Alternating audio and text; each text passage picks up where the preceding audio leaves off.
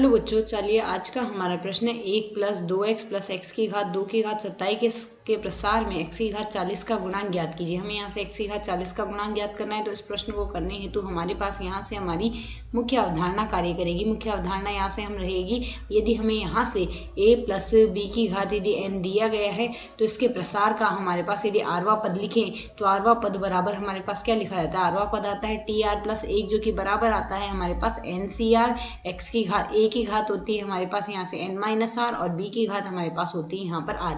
तो यदि हम यहाँ से देखें, हमें पद क्या दिया गया है, 1 + 2x + x² की घात हमें यहाँ से 27 दी गई है। तो यदि हम यहाँ से देखें, यह जो पद है हमारे पास 1 + x की घात 2 का वर्ग के रूप में दिया गया और इस पूरे पद की घात हमारे पास 27 है। तो यदि हम इसे सरल कर ले तो यह लिखा जा सकता है 1 + x की घात हमारे पास 27 × 2 आ जाएगी, जो कि हमारे पास लिखी जा सकती है 54। तो यहाँ से पूरी घात हमारे पास 54 आ रही है। अब यदि हम यहाँ से इस पद का आरवा पद निकालें तो यहाँ से इसका आरवा पद हमारे पास क्या आएगा, यहाँ से हमारे पास आरवा पद का यदि हम प्रसार करें तो tr + 1 बराबर लिखा जा सकता है ncr। n बराबर हमारे पास 54 है, 54cr आ गया। a की घात हमारे पास a है हमारे पास एक, तो 1 की घात आ जाएगी 54 - r और b हमारे पास x है तो x की घात आएगी r। यदि हम इसे सरल कर ले तो यह लिखा जा सकता है 54cr आ जाएगा, x की घात आ जाएगी हमारे पास r।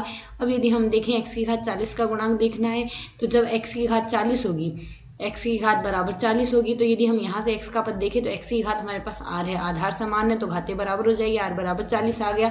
तो यहाँ से x की घात 40 का गुणांक बराबर हमारे पास क्या बन जाएगा, हम यहाँ से r + 1वें पद में मान रख देंगे, rवें पद में मान रख देंगे तो tr + 1 बराबर हमारे पास इसमें x की घात 40 का गुणांक प्राप्त हो जाएगा, जो कि आ जाएगा 54c 40। यह आ जाएगा हमें यहाँ से दिए गए प्रश्न का हल। आशा है समझ आया। धन्यवाद।